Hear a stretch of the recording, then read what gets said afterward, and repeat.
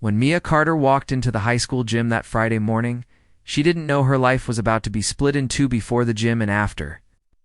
Known by most as the quiet girl in glasses, Mia was the kind of student who melted into the background. She never raised her hand, never sat up front, and never talked much, unless it was to whisper a question to a teacher after class. But there was something else about Mia, something no one ever took the time to notice. Beneath her silence was fire. She just didn't know it yet. Mia's world of silence. Mia had grown used to solitude. Raised by a single father who worked double shifts as a mechanic, she spent most evenings alone, her only companions. The books she devoured and the martial arts videos she studied obsessively online. Her mom, a karate instructor, had passed away when Mia was just 8. What she had left of her was a dusty white belt, a faded photo, and a half-finished basement dojo where Mia spent hours perfecting silent kicks and smooth movements, mimicking YouTube tutorials under the hum of a flickering bulb. But at school, Mia was invisible. Invisible to the teachers who barely noticed her unless she aced a test. Invisible to classmates who thought quiet meant weak, and especially invisible to the popular crowd, the ones who ruled the cafeteria like royalty. Until one day, she wasn't. The promposal that wasn't at was supposed to be a moment of courage. Mia had spent a week preparing. She knew it was out of character. But she had developed a quiet crush on Tyler Hughes, the track star, with the easy smile who once helped her pick up her spilled books. For a split second, she thought maybe, just maybe, he was different. So she printed a small card, tucked a single red rose into her bag, and waited by the lockers. Her hands were shaking, her breath shallow. She stepped forward and whispered his name.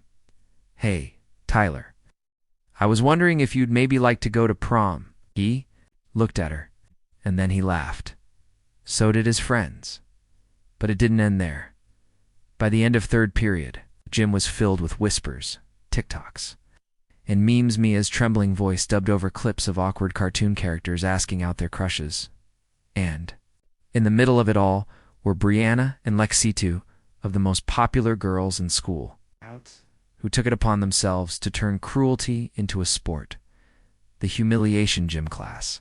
Friday morning, the place where sweat and insecurity met under harsh fluorescent lights.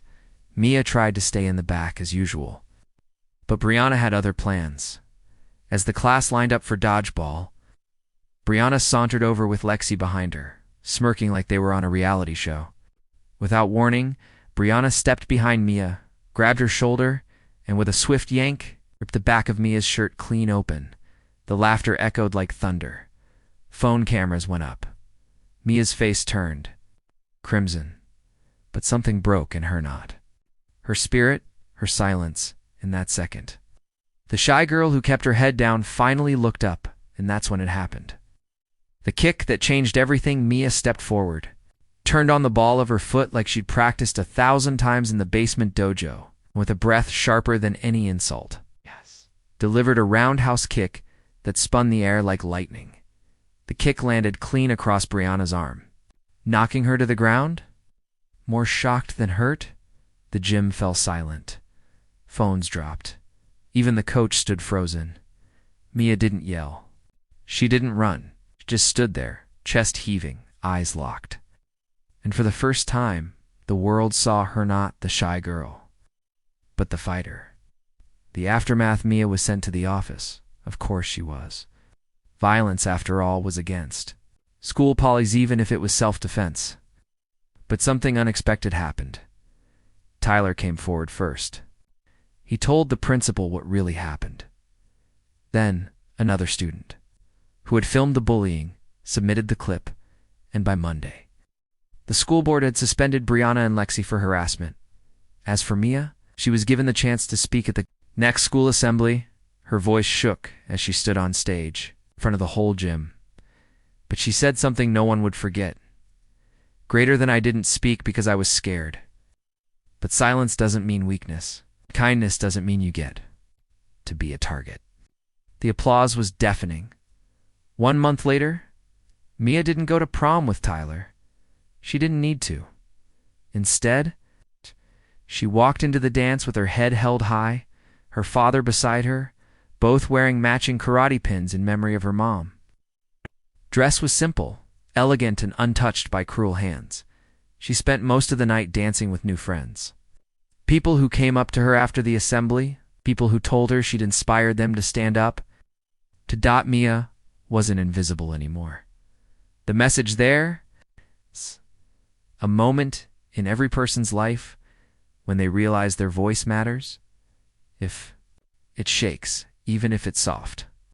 Mia's roundhouse kick didn't just knock down a bully. It woke her up. So to every quiet soul out there, your silence is not your weakness. It's your strength waiting for the right moment. And when that moment comes, let the world hear you roar. Let me know if you want the thumbnail lines, description, or